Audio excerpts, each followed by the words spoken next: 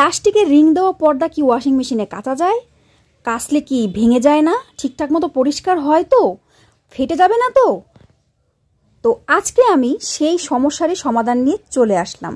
আপনাদেরকে আমি দেখাবো যে প্লাস্টিকের রিং দেওয়া পর্দা ওয়াশিং মেশিনে কত সুন্দর মতন কাচা যায় এবং সেগুলো একদম নতুনের মতনই অক্ষত থাকে।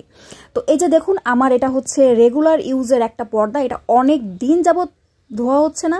তো কি পরিমাণ ময়লা হয়েছে সেটা কিন্তু আপনারা দেখতেই পাচ্ছেন। আমি আজকে এই পর্দাটাই আপনাদেরকে ওয়াশিং মেশিনে কেচে দেখাবো এবং এই যে প্লাস্টিকের আইলেটগুলা সেগুলা কিন্তু একদম লেগে থাকবে, খুলেও যাবে না, সুন্দর মতো একদম চকচক মতন পরিষ্কার হয়ে যাবে।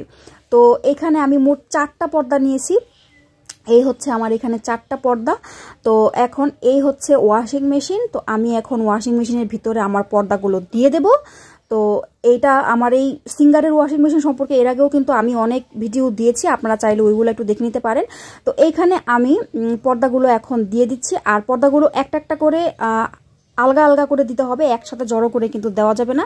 এটা যে কোনো কাপড়ের ক্ষেত্রেই কিন্তু এই একটাই টিপস। তো এই যে দেখতেই পাচ্ছেন কি ময়লা, আর কিন্তু ধুলোগুলো কিন্তু উঠতেছে। আর এইটা দেখবেন ধোয়ার পরে কি সুন্দর একদম চকচক করতেছে, আর একটা রিংও কিন্তু খুলে যাবে না, ভেঙেও যাবে না। আমি আপনাদেরকে কিন্তু সেটা ধোয়ার পরে দেখিয়ে দেব। তো এই যে দেখতে পাচ্ছেন, এটা কিন্তু আমার একদম প্লাস্টিকের একটা মানে রিং। এটা খুব কিন্তু ভালো মানেরও না যে এটা মানে নষ্ট মানে না হওয়ার চান্সটা বেশি, কিন্তু এটা কিন্তু নষ্ট হওয়ার চান্সটাই কিন্তু বেশি। তো তারপরও আমি আপনাদেরকে দেখাবো যে রেগুলার আমাদের পর্দাতে কিন্তু এই ধরনের রিংই কিন্তু ইউজ করা হয়। তো এই যে আমার পর্দা দেওয়া শেষ। এখন আমি আমার পর্দার অনুযায়ী এখন এখানে আমি সাবান দিয়ে দেব। এই এক ক্যাপ দিলেই মোটামুটি হয়ে যাবে, কারণ এখানে 4টা পর্দা। আর এখানে ইচ্ছা করলে আপনারা লিকুইড সোপ না দিয়ে এই যে ডিটারজেন্টের বক্সে কিন্তু ডিটারজেন্টও দিয়ে দিতে পারেন। তো আমার এই যে পর্দা দেওয়া কিন্তু শেষ। এইবার আমি ঢাকনা লাগিয়ে আমার অন্যান্য জিনিসগুলো আপনাদেরকে দেখিয়ে দিচ্ছি। তো আমি এখন ওয়াশিং মেশিনের সুইচ দিয়ে দিলাম। আর এইবার আপনাদেরকে দেখাচ্ছি এই যে আমি এখন প্রথমে অন করে দিলাম মেশিনটা। তো তারপর আমি জলের লেভেলটা ঠিক করে দেব। তো এখানে আমি জলের লেভেলটা মোটামুটি আমার মেশিনের অনুযায়ী আর কি আমি এখানে 5-এ দিয়ে দিলাম। তো তারপরে আমি এখানে যে মুড অপশনে দিয়ে আমি অপশনগুলো চেঞ্জ করে হ্যান্ড কেয়ার অপশন আছে একটা, সেটাতে নিয়ে আসব। এই হ্যান্ড কেয়ারের অপশনটার মানে হচ্ছে যে এটা আপনার হাতে যে কাছাকাছি করে, মানে যেগুলো নাকি খুব সফট কাপড় চোপড় হয়, যেগুলো আমাদের হাতে খুব আলতোভাবে কাচলে ভালো হয়, তো সেই সব জিনিস কাচার জন্যই কিন্তু এই অপশনটাই, যে এটা কিন্তু একটা অপশন করেই দিয়েছে যে হ্যান্ড কেয়ার টেকনোলজি।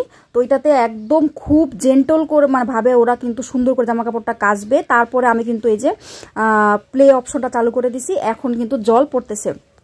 তো এই হ্যান্ড কেয়ারের অপশনের এটা হচ্ছে যে এইখানে খুব সুন্দর মতন আলতোভাবে আমার এই পর্দাগুলো ওয়াশ করে দিবে, যেই জন্যে কিন্তু আমার এই পর্দার কোনো রকম ক্ষতি হবে না এবং সুন্দর মতন কিন্তু এটা পরিষ্কার হবে। তো আর এমনিতে যেসব মেশিনে নাকি হ্যান্ড কেয়ার অপশনটা নেই, তারা এমনি নর্মাল অপশন বা স্ট্যান্ডার্ড অপশনটা দিলেও কিন্তু এই একই রকমই মোটামুটি কাজ হবে। আর হ্যান্ড কেয়ারে দিলে একটু বেটার কাজ হয়, যেটা আমি বুঝতে পারলাম আর কি।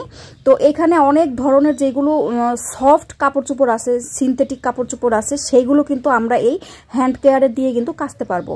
তো আরও মানে যেই সব কাপড় চোপড় আমরা খুব বেশি নিংড়ানো চাই না, সেই সব কাপড় চোপড় আমরা এই হ্যান্ড কেয়ারের অপশনটাতে কিন্তু কাচতে পারবো।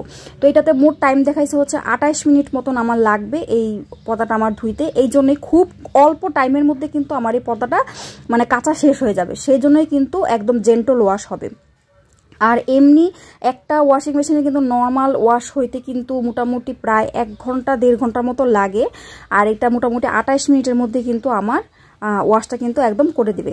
তো এই যে মেশিন কিন্তু মেশিনের কাজ চালু করে দিছে। এইভাবেই 28 মিনিটের মধ্যেই 3বার জল নেবে, 3বার জল ছাড়বে, আর 3বার চিপড়ানো সমস্ত কিছু হবে। তো এইভাবেই কিন্তু আমার পর্দাটা একদম সুন্দর ওয়াশ হয়ে যাবে। তো আমি এখানে মোটামুটি একটু স্পিডটা বাড়ানোই আছে, সেই জন্য হয়তো এতটা জোরে ঘুরতেছে আপনারা দেখতেছেন, কিন্তু এটা কিন্তু অনেক আস্তে আস্তে ঘুরছে, কারণ এটা কিন্তু সুন্দর একটা ভালো জেন্টল ওয়াশ দেবে আমাদেরকে। তো আর এই যে 23 মিনিট আছে, তো আমি তারপরে আর পরবর্তীতে আবার আসতেছি। তো এই যে আমার মোটামুটি কিন্তু কাঁচা প্রায় হয়েই গেল ধরতে গেলে। এখন কিন্তু এই যে লাস্টের ফিনিশিং মানে যে চিপড়ানোটা সেটা কিন্তু দিচ্ছে, আর 2 মিনিট মতো আছে। তো তারপরে আমি আপনাদেরকে দেখাবো আমার পর্দাটা কীরকম কাঁচা হলো। আর এই পর্যন্ত যারা আমার ভিডিওটি দেখছেন তারা অবশ্যই আমার ভিডিওতে কিন্তু একটা করে লাইক দিয়ে দেবেন, আর যারা আমার পেজটি এখনও ফলো করেননি তারা অবশ্যই আমার পেজটি ফলো করে দেবেন, আর যারা আমার ইউটিউব চ্যানেল থেকে দেখছেন তারা আমার চ্যানেলটি সাবস্ক্রাইব করে দিবেন। তো এই যে আমার পর্দাগুলো কিন্তু একদম ধোয়া শেষ, এখন মেশিন বন্ধ হয়ে যাবে, তারপর আমি আপনাদেরকে দেখাচ্ছি পর্দাগুলো যে কি সুন্দর পরিষ্কার হয়েছে, আর এত পরিমাণ শুকনো হয়েছে যে আমি কিন্তু সাথে সাথেই একদম আমার পর্দার স্ট্যান্ডে কিন্তু আমি ঝুলাই দিছি, আমি কিন্তু বাইরে আর মেলিনি, যেটা কিন্তু একদমই মানে খুব সুবিধা। এমনিতে হাতে পর্দা ধোয়ার পরে কিন্তু মানে মিনিমাম 1 দিন তো লাগেই পর্দাটা শুকাইতে, আর সেই জায়গায় আমি একদম সাথে সাথেই পর্দাটা ধুয়ে মানে ইউজ করতে পারতেছি। এটার থেকে সুবিধা তো আর কিছুই হতে পারে না। তো এই যে একদম কত সুন্দর পর্দা ধোয়া হয়ে গেছে, আর দেখতেছেন রিংগুলা কিন্তু একদম অক্ষুণ্ণ আছে, একটা রিংও খুলে যায় নাই, ভেঙে যায় নাই, ফেটে যায় নাই, কিচ্ছু হয় নাই।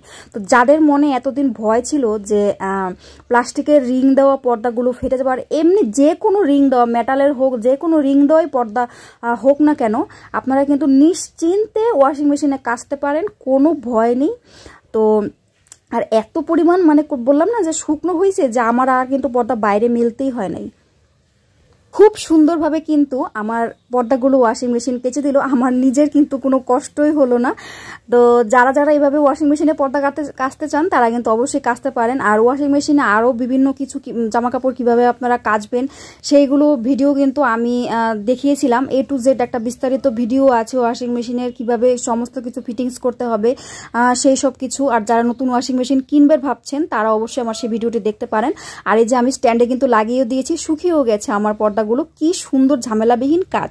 তো আজকের মতো আমি এখানেই বিদায় নিচ্ছি, সবাই সুস্থ থাকবেন, ভালো থাকবেন, সবাইকে টাটা।